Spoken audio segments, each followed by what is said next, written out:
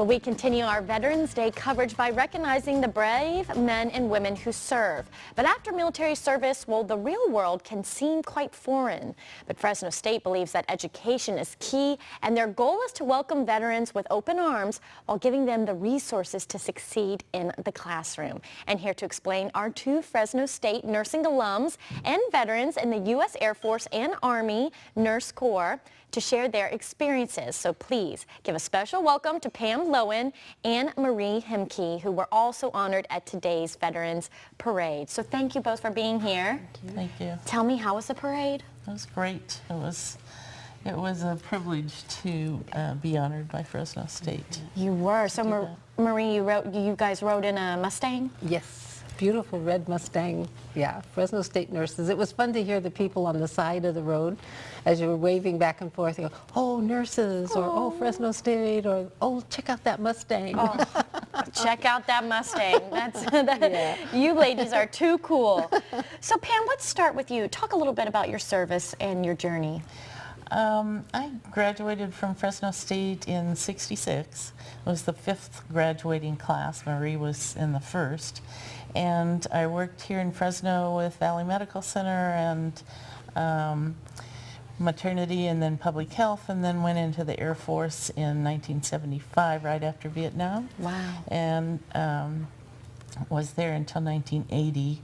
And I was first stationed at an Air Force base in Holloman Air Force Base, New Mexico. Was working at a small hospital with outpatient clinics.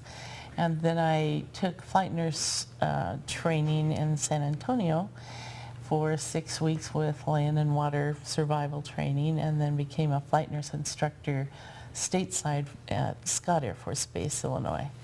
And this was right after Vietnam, but we were flying all patients active duty and retired in C9 Nightingale, which had intensive care capability, isolation. We flew babies in incubators. We flew active duty with cardiac problems. I can only imagine what you ladies have been through. Marie, talk about why it's important for people to realize that veterans don't come in, say the same shape and sizes, and there's women just as much as men, especially nurses. Well, for me, I wanted to go to nursing school, and my family put me through as far as they could financially, but then I ran into financial problems, and the military picked up and they paid for my education, and so my obligation was to give back after I got out. It was quite an honor. I was so impressed. I never dreamed I'd be in the armed forces, and it's the best thing that could have ever happened to me. When I got out, I then went to Fort Sam Houston in Texas for basic training, and I did a very minimal amount of flight because I was in the Army.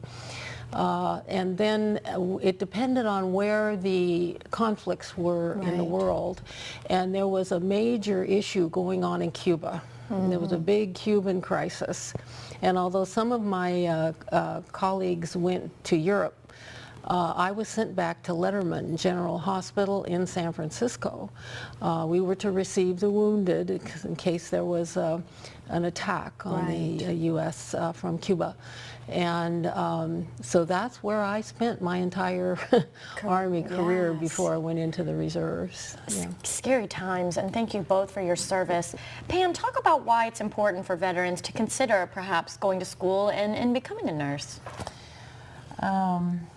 Well, I enjoyed the challenge of Fresno State nursing. At that time, it was one of the most challenging four-year collegiate program, and it prepared you to do just about anything. And after working as a civilian nurse for about 10 years, I was ready for a change. And so they offered an aerospace nursing degree at the time, and that's what I thought I was going to go into. And eventually I just migrated to the flight nursing aspect, and I really enjoyed that. I know, just wonderful options out there. Marie, talk about the Nursing Legacy Program. What is that about? Well, I think probably Pam can do that a lot better than I. Is it about preserving history? You both can chime in. I'm the Fresno State Nursing Alumni Liaison and Historian.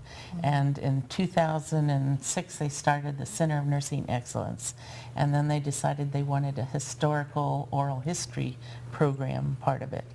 So I said, we need to collect your 5,000 alumni. Right. So I found that. In the process, they nominated me for top dog. Oh, Outstanding alumni. that's right. You were top dog. And then in the process of gathering all this information, we put it on a website. So there wasn't a museum people had to come to, but you can check it out, tell their story, see what their classmates did. And in the process, we collected a lot of information on our military veteran Yes. nurses. And we wanted to honor them and say thank you for your service, because they're often the unsung heroes. They really are. And Pam, I'm sorry to cut you off. We could talk all day, but we're out of time. But Pam, Marie, thank you for being here. Thank you for your service, and congratulations Thank you. on being honored at the Thank parade you. today. Thank you. Thank you, and stay with us, everybody. More Central Valley today on this Veterans Day when we come back.